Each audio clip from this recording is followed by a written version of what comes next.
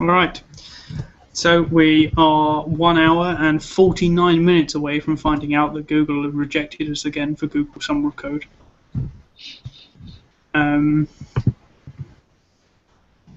What makes you say that?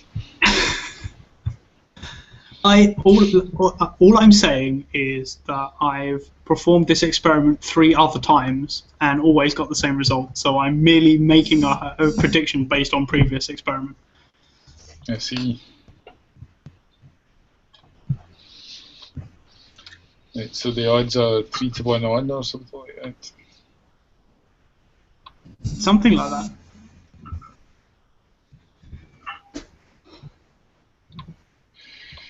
Okay, well, that's something to look forward to. Yeah, it is. It's my annual Google rejection. I look forward to it. Okay, we should probably talk uni down. / general 0.7 list ticking offs.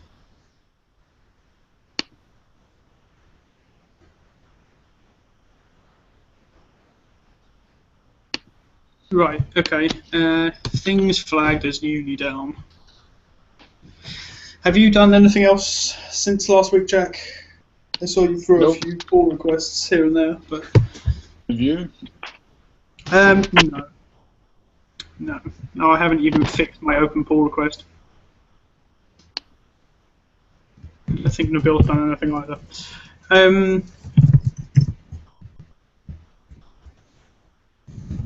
We should, basically my thoughts was that we're not actually a million miles away here. And once we get uni down in, we should, we're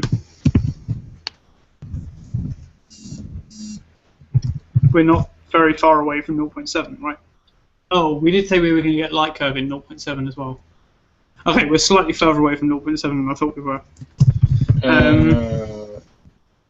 Do we need anyway, light curve?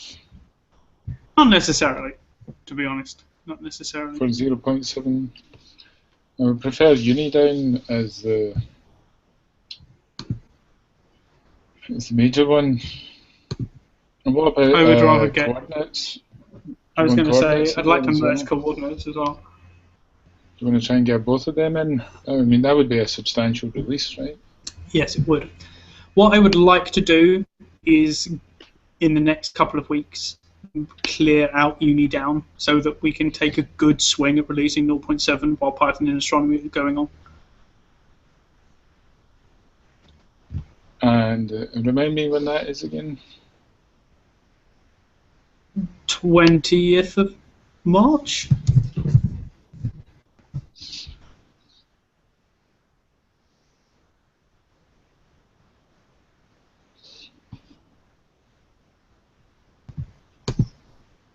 Yeah, 21st to the 25th of March.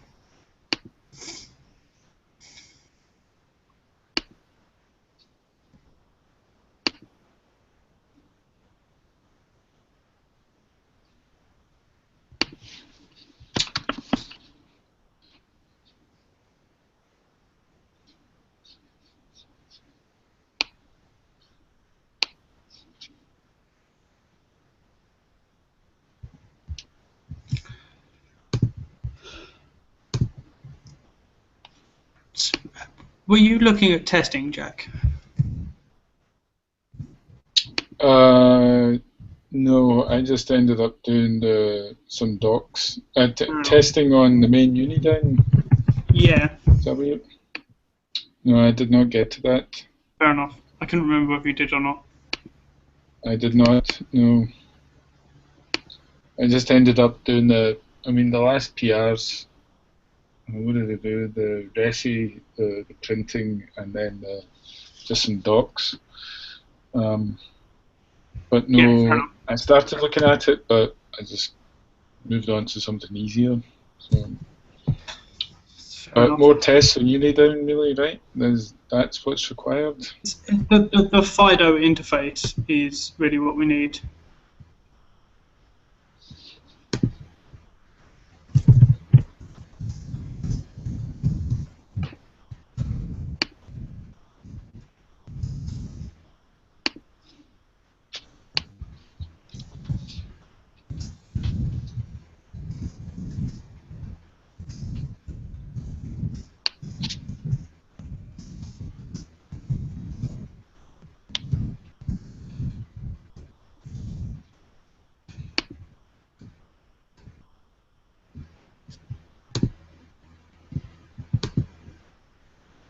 I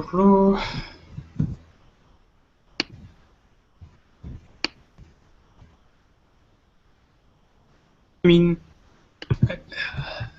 Swaggins, are you game for test writing or? Yeah, I'm happy to carry on. Well, I say carry on. Start writing the tests for the sources. Yeah, I mean most of the actual clients have tests.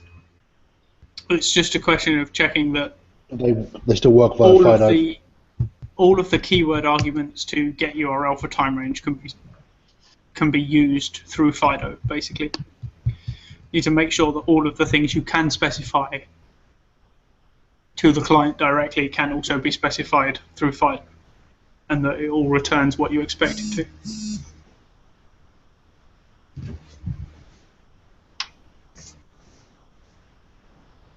Well, I have to carry that on. I mean, I'm not doing anything for the next week anyway. Sweet. I will, once I've finished my thesis corrections, go back to looking at the Python 3 report, which is one of the other things that we've got to get done, and also the docs for Unidown. Have you still got a bit of time to do stuff, Jack? Yeah. What's the light curve?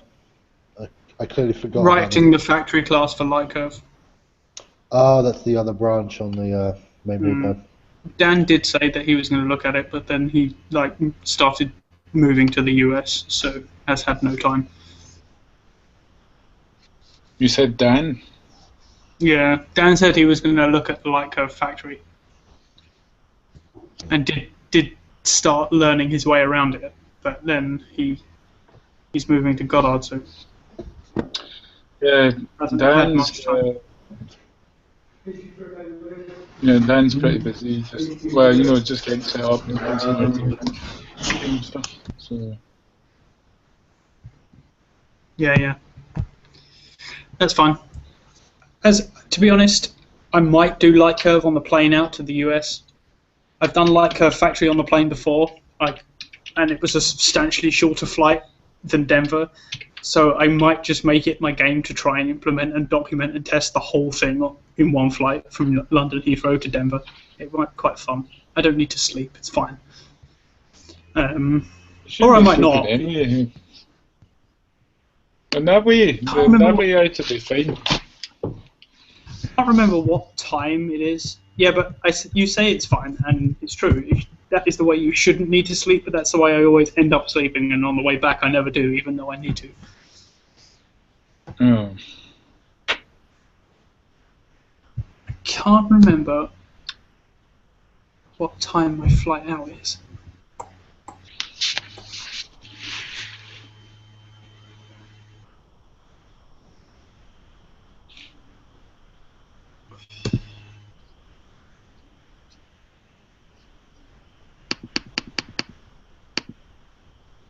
Oh yeah, it's like midday.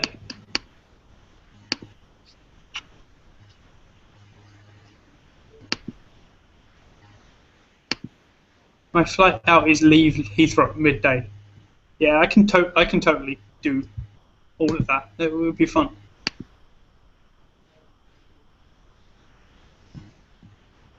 Maybe, unless I've got other things I need to do.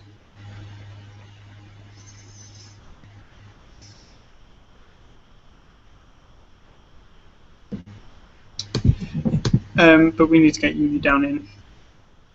I can't rip out everything from light curve without Unidown in place to replace it. So let's see. So we're looking at 2 weeks or something like that. 2 weeks or something like that. 2 weeks, like 2 weeks from today. 2 weeks from Wednesday.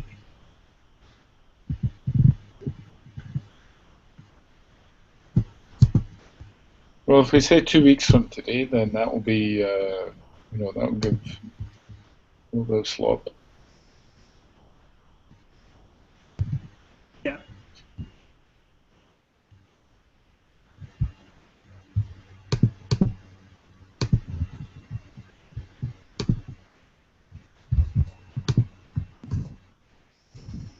Yeah, it would be good to try and get it in. Alright. I'll have more time. Yeah, that's doable. I'm pretty sure. Yeah, I'm pretty sure we are now down to just tests and docs. Let me go through. Let me have a quick look through this to-do list that I created here.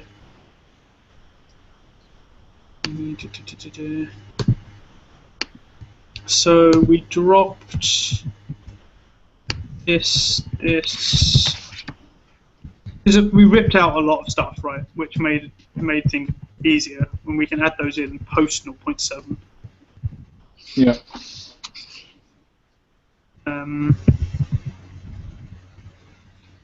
All the Soho and stereo stuff, you mean? Took all that Yeah, out? the extra sources, because they needed love. We don't have to do before 0.7. There's no point holding up the whole of Uni down for it. Done that. That has been technically been completed.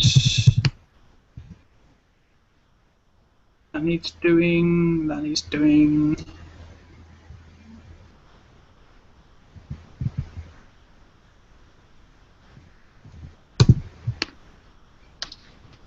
Yeah, the current to-do list in the description of 1300 is correct. I think the things that are not crossed out still need doing.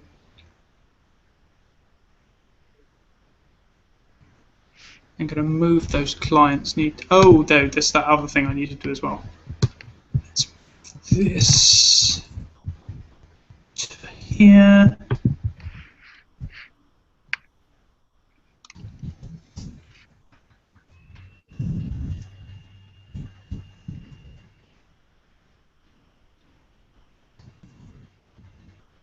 Oops.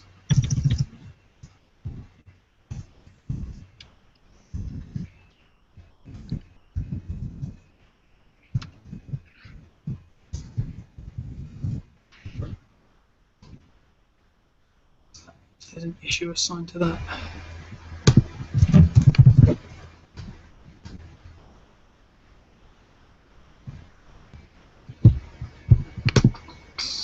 Click all the buttons. 1675.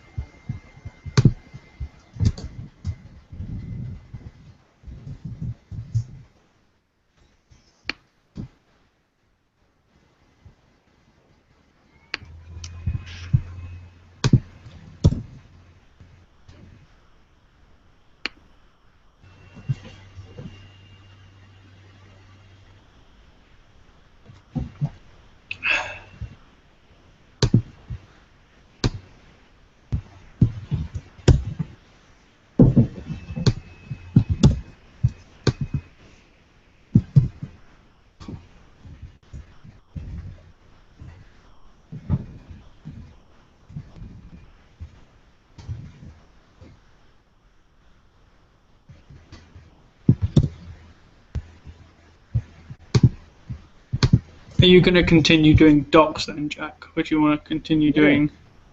Yeah. I don't understand this comma versus and or ampersand. So ampersand now I can use ampersand. Well, you've always been able to use ampersand as and. Right. So doing queries that are like, you could always do, when you specify something into query or search now, as it is, I'll continue to say query. When you specify something into query, everything that you put in different comma separated blocks, so separate arguments to query, right? So you do like a.time, comma, a.wavelength, for instance, right? That gets and applied to those two things under the hood. So that is literally equivalent to doing a.time ampersand a.wavelength.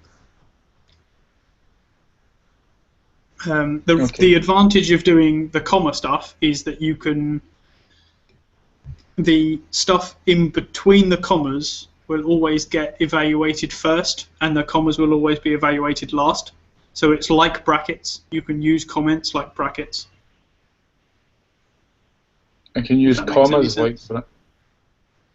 Right, so if you do a.time, comma, a.wavelength, right? When you do that query, that is processed out to be a.time ampersand a.wavelength. Yes? Okay. If you did, let's have a good think. If you did a.time, comma, a.wavelength, or a.wavelength, you would have Is that the bar, the pipe symbol. Okay, so let's see. If you do like a dot, just one. yes. If you do a.time, comma, a.wavelength, bar a.wavelength, like that, then you get, that is functionally equivalent to doing a.time ampersand open brackets a.wavelength or a.wavelength.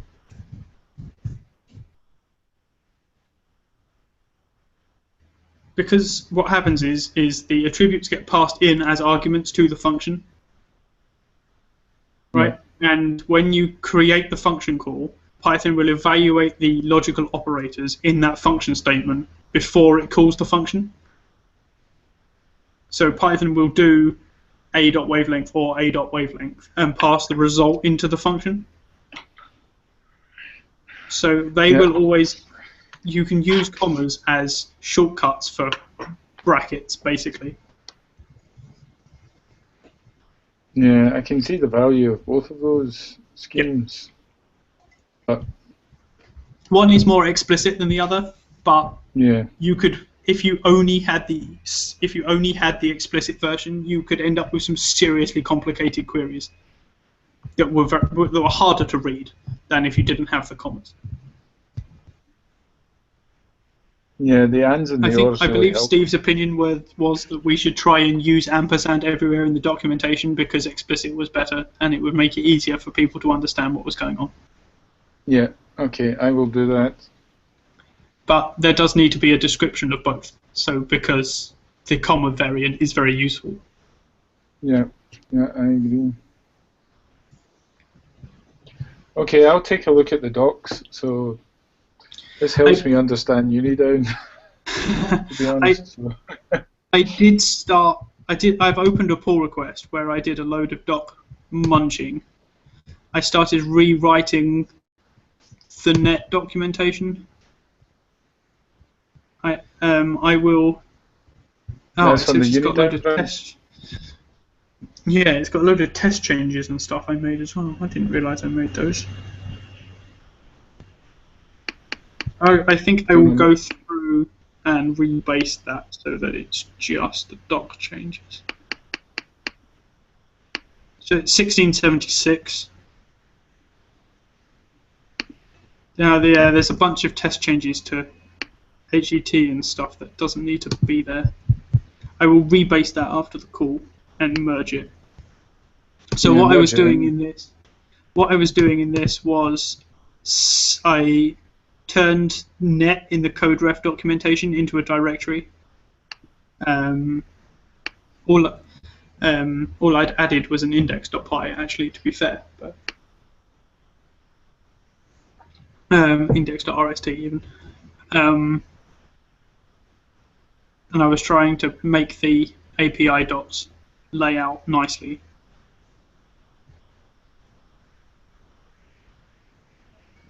If that makes any sense.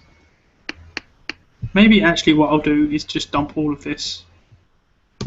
Maybe I'll stuff this.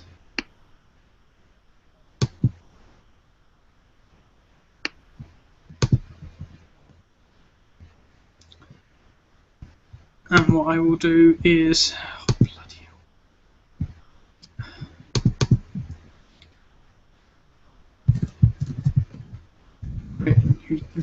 New lot.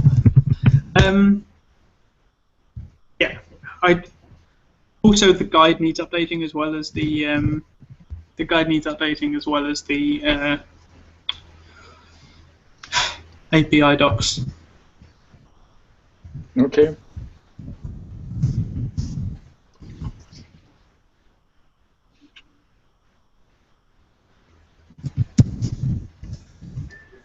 Weren't you doing the docs on the sprint day, Stuart? Yeah, it was a bit. Huh. Wait a minute.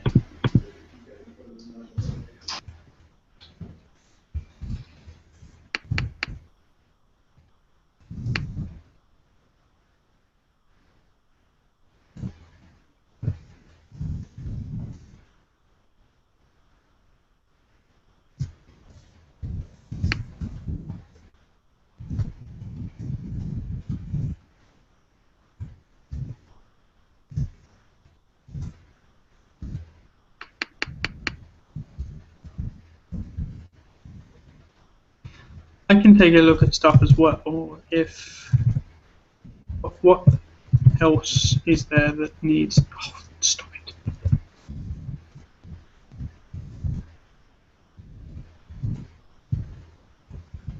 I need to have a look at that JSON bug that Nelson found.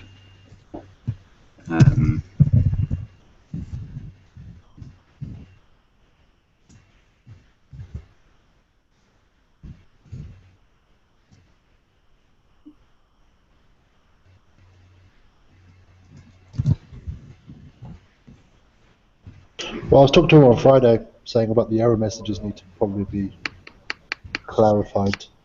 Yeah, there are lots of exceptions that could do with being tidier as well, frankly.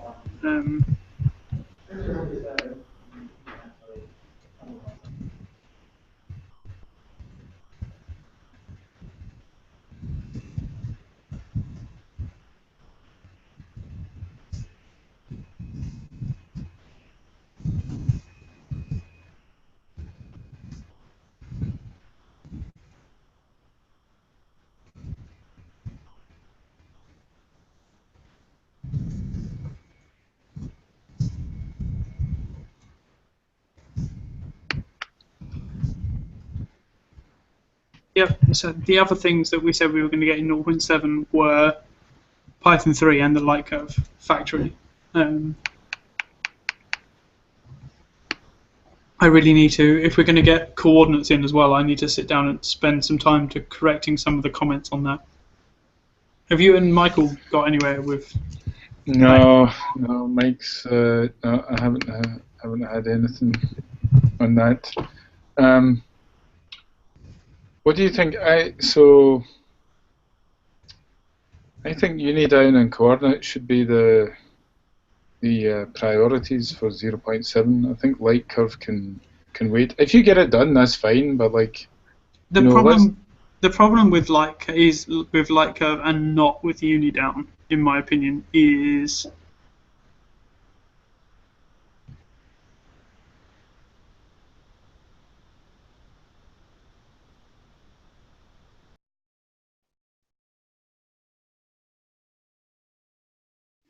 in it when you remove the stereo and Soho sources. I'm sorry, what? It's alright, I'll do it. I need to fix it. Completely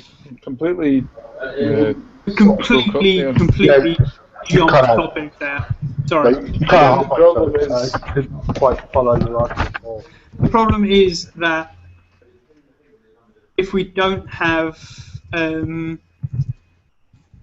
we have light curve as it is at the moment and unidown in at the same time, we have a lot of code duplication.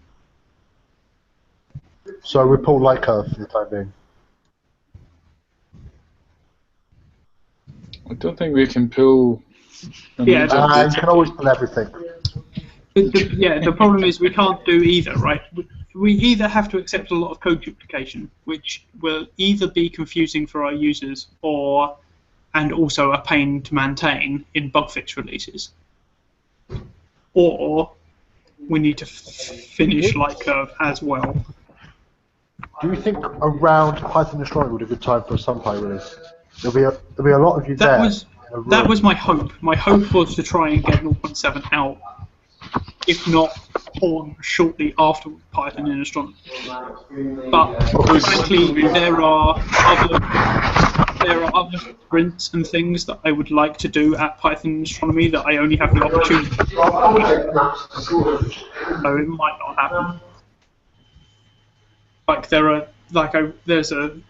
the main thing that I want to get done SunPy side while I'm in Seattle is linking the SunPy coordinates module to the AstroPy coordinates frames. Like Mike was talking about last week, where he was saying about doing like ground-based observations and coordinate transforms for ground-based observations. I would like to be able to do alt-as into. I'd like to be able to do alt-as into like helioprojective Cartesian. And like that can be better done when there are lots of people around who understand the AstroPy side more.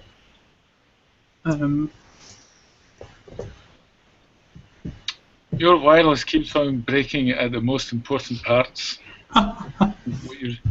You say, all I hear is, what I would like to do in Seattle is, and then...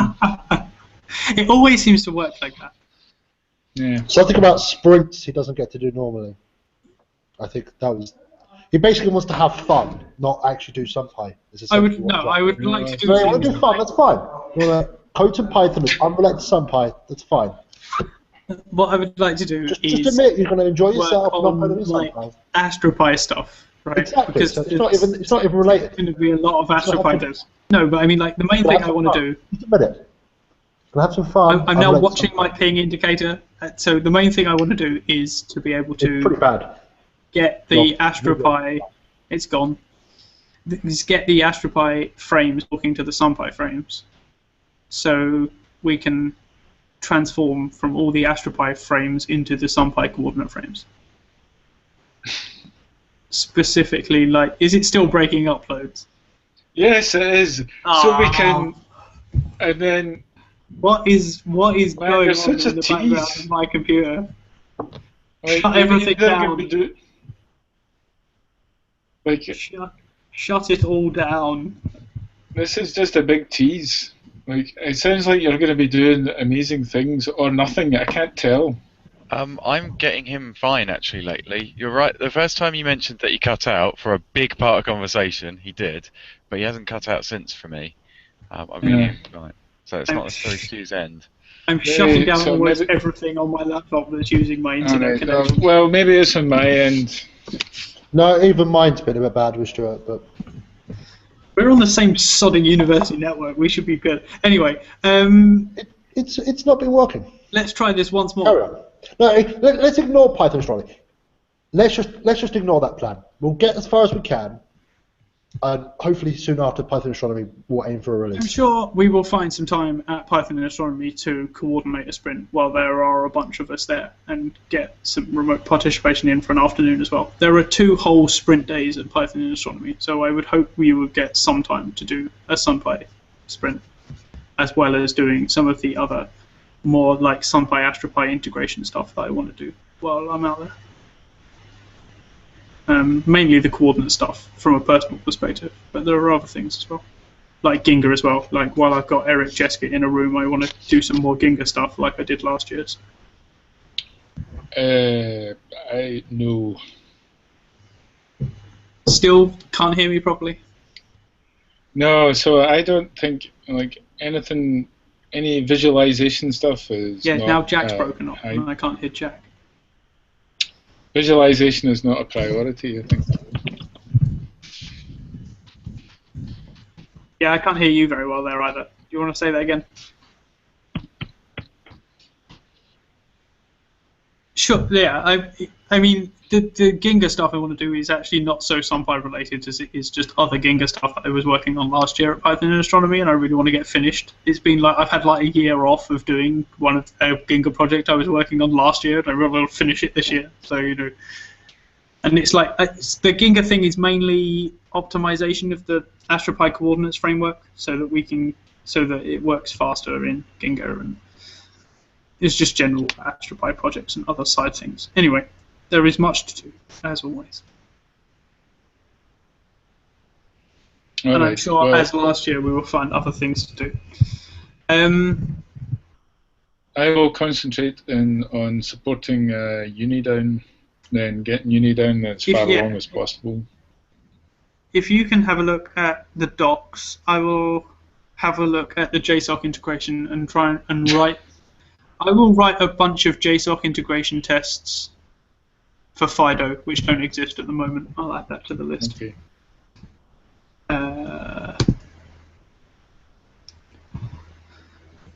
I will look at the JSOC side. You look at the docs, and Nabil looks at the tests. Tests. That's the word. I'm really excited for this, to use this with OK or Plotly or something like that. So.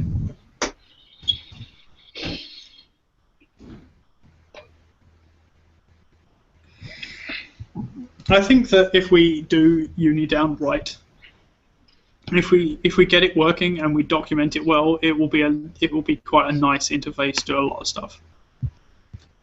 How many commits are we on here? We're on 235 commits at the moment. It's impressive.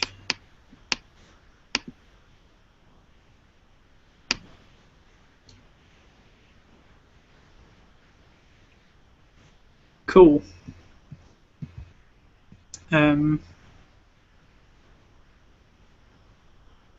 What has Jack been saying in these issues? This can be closed. Yeah, I like closing issues. Closing issues is good. I will rebase, or probably more accurately, recreate 1676. 1675 is on me. I will take 1668 as well. I will try and fix up some of the features and errors and stuff. Has anyone had a chance to look at 1626 since we were playing?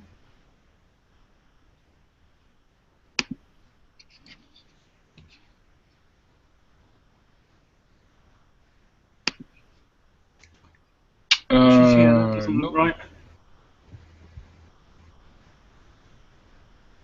Okay, I will leave that open, and if I get a chance to look at it, I'll look at that as well, if no one else beats me to it. Hang on, so... Alright. I'm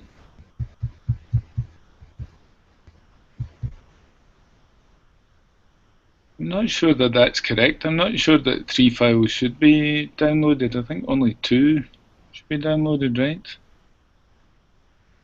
On the 4th and the 5th. This is the discussion that we had. Yes, that is the discussion we had the other day, but we've never fixed it. We never changed it. So currently the behavior is still to download 3 days worth of data. That's not strictly true. Like the Resi now closes off the. It goes from all balls to all balls. It goes from all balls to all balls. So if you do if you're looking for 1 day of Resi data, you need to advance the day by 1, not just put in the same date twice. If you do that, you will get no files. Yes, but that's because you're searching from midnight to midnight on the same day. That's right. What we need to do is we need to change. Basically, what I think needs to happen is the time attribute, when given just a date, that's the second argument. So if you do time 2016/1/1, comma 2016/1/2.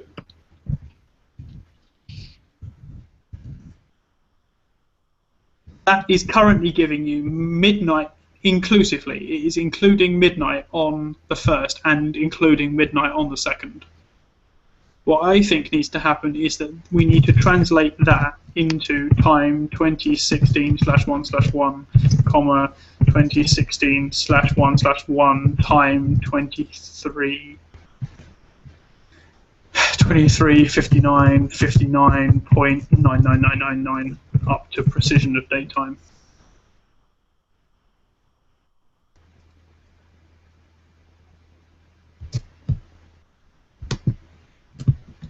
So basically, we subtract the whatever it is, like 1,000th of a microsecond, which is the smallest precision that Python datetime works in, from the right argument of time if it's only specified as a date.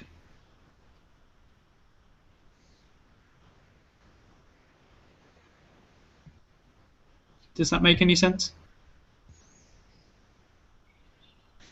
Yeah.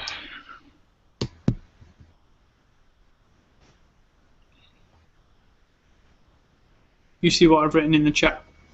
Yeah, I see it, yeah. So we somehow need to catch the second argument of time if it wasn't specified with a time. I don't know how we're going to do that. No, so if you specify 1 day, it does that day from midnight to that entire day range. But Yeah, I don't know how we're going to do that though. It's going to involve writing some custom parsing code. well, don't Is we- that what we want to do? Well, I don't know how you code Python, but if it just has one argument, do you then just assume? No, I mean, Should no, that I not- don't want to should that assume not- one should- day. Should that just not error? If I specify a day, should that not just error? I've not specified a range. I've just specified one time. To my mind, that should error. No, I'm not. If you specify one argument to time, it will error. Oh, But okay. if you specify if you specify two dates without any time specified, basically, if you Okay. specify a date without the time specified, it assumes midnight, which means that when you do like time of one date, comma another date, before it parses it expands it to midnight in both of them. So it is equivalent to manually typing out midnight on both, like that, Okay. which means include both. Oh, no, wait a second. That's not what I thought last time we had this conversation. Last time, if we make time always a closed interval, so it always excludes the second time. Is that what we want to do? Yeah, that was the open on one side and closed on the other. I had a suggestion that the add some attributes to time range. Yeah, you can sure. specify For as time open or range, but closed. I agree for time range. We should make that possible. But I'm talking for the time attribute, right? I have to disappear for a moment. I'll be back in a minute or two.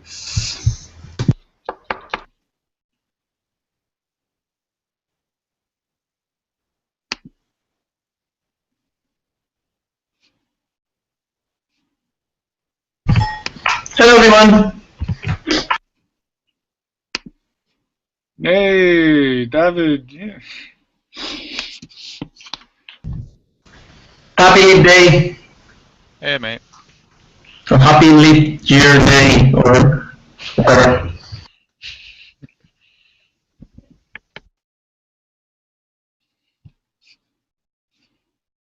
Don't suppose you'll be at MSSL tomorrow? Sorry?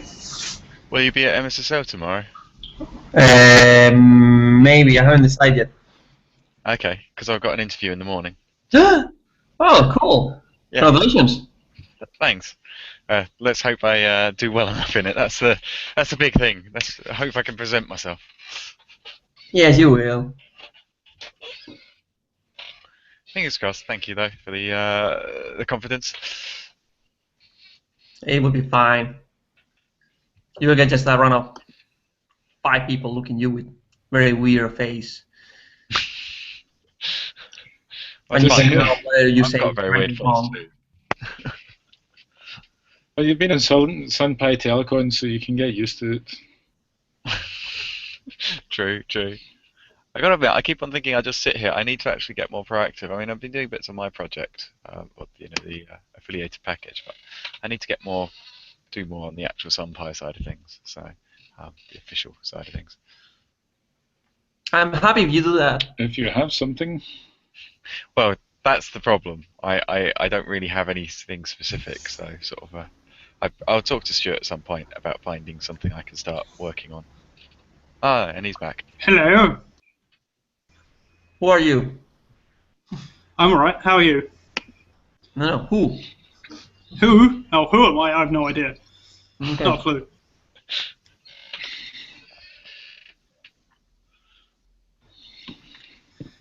Yeah, so I agree. I'm jumping back to where I was when I left this conversation. I have no idea what's happened in the room. I think that we should make the actual time attribute that we use in queries always closed at the end. I can never remember which way round open and closed is, i.e. not inclusive of the second value. okay, that's open. God damn it. Okay, open on the right-hand side. Yes. Open means up to but not including. Yeah. So okay. So the way we would do that is always just subtract the microsecond from the second argument to time. Always. Does that make sense? So the user specifies a string or a time object that gets passed by pass time, and then we subtract the smallest permissible value from that. What if millisecond is 0? Then it will be inclusive. Huh? If milliseconds are 0, then it will be inclusive. No. So if you specified midnight, we subtract 1 millisecond, or whatever the value is, and then it would be midnight minus a millisecond. So it's not actually inclusive of midnight. Okay, yes, I thought you subtracted from the value input by the user. Okay. You Yeah. actually subtracted a value, not just remove the ending. No, Okay. subtract a value from the thing. Why? Huh? Why do that? Why? Yeah. Why not include that midnight time? Because then when you do a search from one day to another, you include the first second or so of the second day, which you normally don't want.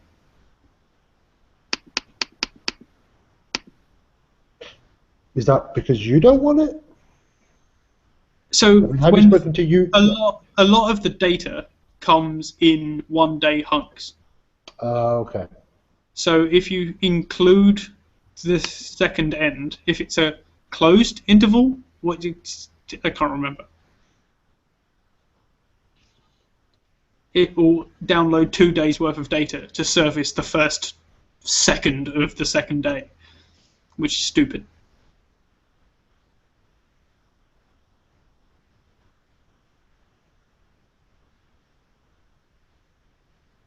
Well, it will be like in the list, like you select and the last one is not included. My point is that we could make it a keyword argument to time. So you could do like time, comma, closed. Someone tell me what way around they are again. Close includes. Open does include. So we could have open equals true as the default, and if you really wanted to include the second number, you could do open equals false. We have to think better a better name Or for that. we could do But would that be start and end, or would it be just the end? just the end. Okay. We're assuming that the start is always included. Yeah, you have the same property on both sides. But the default is open, is closed on the left and open on the right. So we could have left underscore open, right underscore open. Start open, end open. Start would probably be better. Yeah, Start open equals full.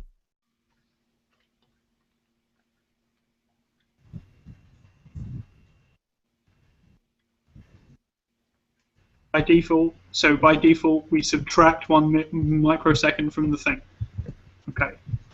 Let me write this up as an issue, and then you can see what I'm on about.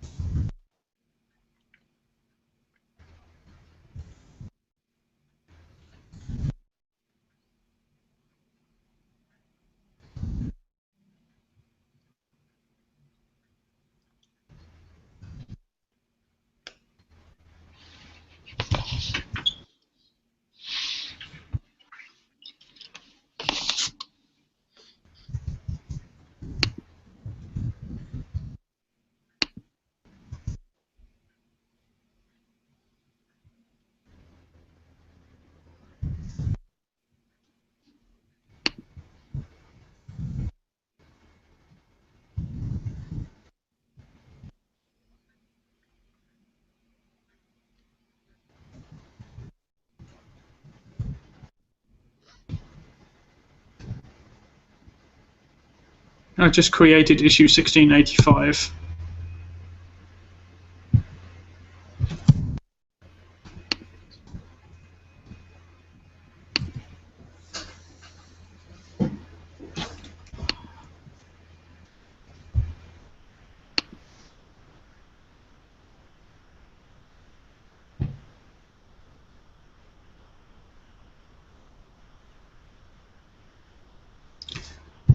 Does that make sense to anyone?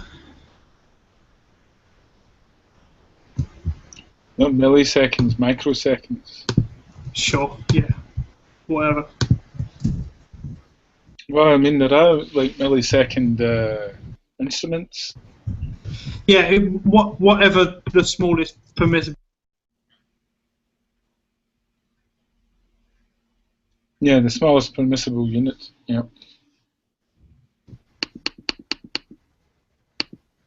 Yay, we got 200 issues. Awesome. We got 200 there, I'm pretty sure. Well, I saw someone created a pull request, I think, as an issue by accident. Yeah, I don't know what that was all about. I assume that was an issue, but I shut that down. it was sent as a PR. I shut that down.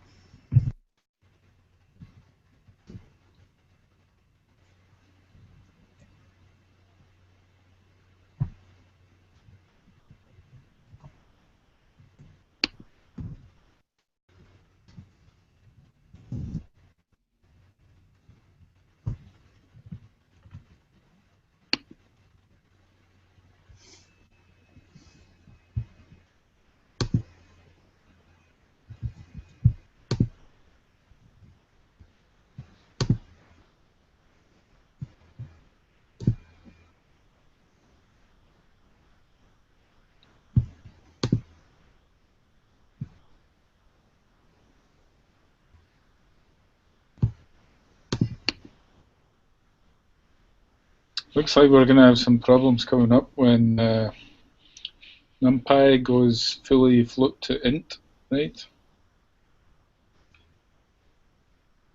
For indexes. Oh, you mean in indexing? Yeah, we need to go through and fix that sooner rather than later. Yeah, I've been coming across that myself. Yeah, have you been watching the have you been watching the thingy? The NumPy issue that is open about that. I'm just looking at it just now, and I realise that I've had a similar issue with some of my code, and I'm having to int everything. Int Just, everything, you know, yes. What's Int this all issue? the things. Sorry? Does someone want to tell? NumPy are not 1653 in hours, Nabil, in SunPy. Do people have people had a look at 1685, the issue I just opened, and agree with this as a concept? I have no issue with it. If the reason that it will stop doing a second day of data, that's fine, but definitely needs to be documented. Does anyone know what is that the default? I assume that's the default behavior for Solarsoft as well. Ha! What? There is no default behavior. There is no behavior. There is only Well, stochastic. Yeah. I mean, remember, so Solarsoft in general is a collection of individual instrument teams. So Yeah, they'll but I mean, decide what they want the individually. data fetcher. Does the data fetcher for each vary? I thought it had a VSO query. The VSO is an attempt to harmonize data acquisition. But I was only But saying, if you go, so I shouldn't say it because I thought Solarsoft had its own VSO downloader code fetcher. It does. oh, It does. so you want to know what the VSO does? No, I was wondering if the IDL version of the equivalent of Unidown is doing this behavior. Right. Yeah. If Okay. it is, then there's no harm. Not necessarily harm, but this change would need to be documented. Because So you want to know what the VSO client, the IDL VSO client does with regard to open and closed. Okay, that's a good question. The guy who wrote the client is also the guy who wrote a lot of VSO, okay, and he's just round the corridor here, so I can ask him if he's in.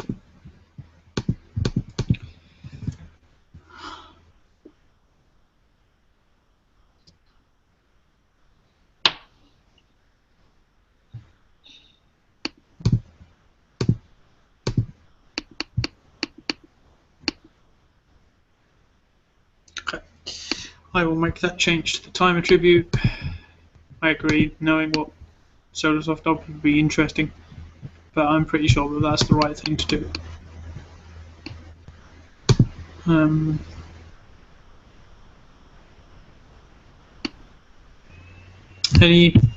Anything else?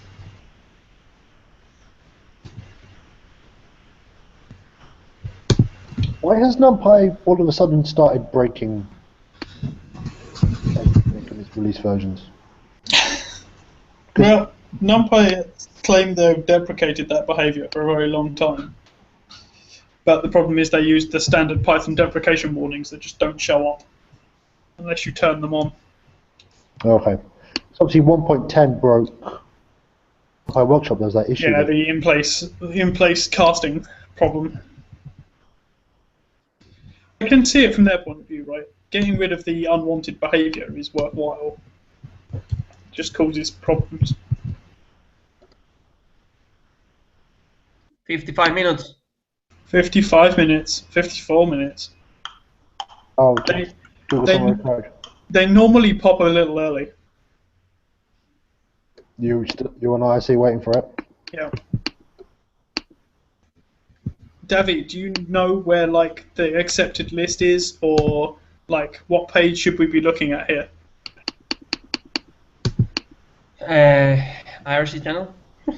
Well, that's what I'm looking at, right? But the IRC channel, they've put it live, and there is normally a list of accepted organisations or something. Yeah, they will put on the website as well. Where's the website now? This is like the Oscars for open source. Yeah, maybe we are going to be like Leonardo DiCaprio finally. He's been waiting a bit longer than 4 years. I've been nominated more than 4 times. This is our 4th year, right? Yeah. Yeah. Twice on our own. Last year with Open Astronomy, and this year.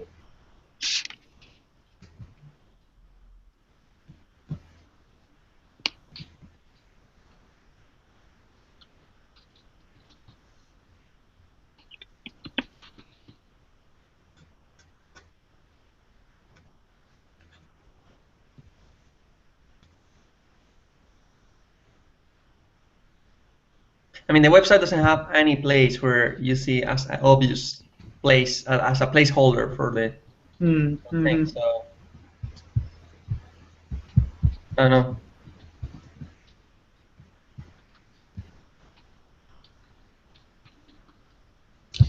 No, patience it is.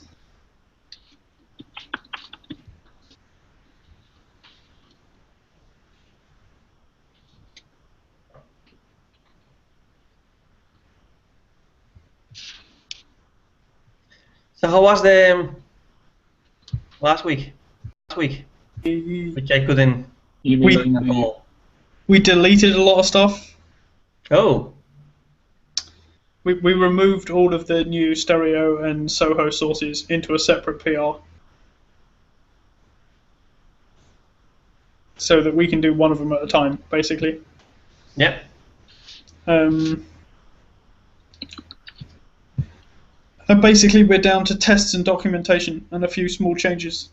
There's not a huge amount left to do.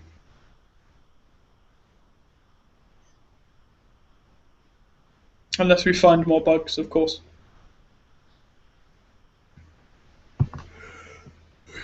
Anyway, unless anyone else has any pressing issues.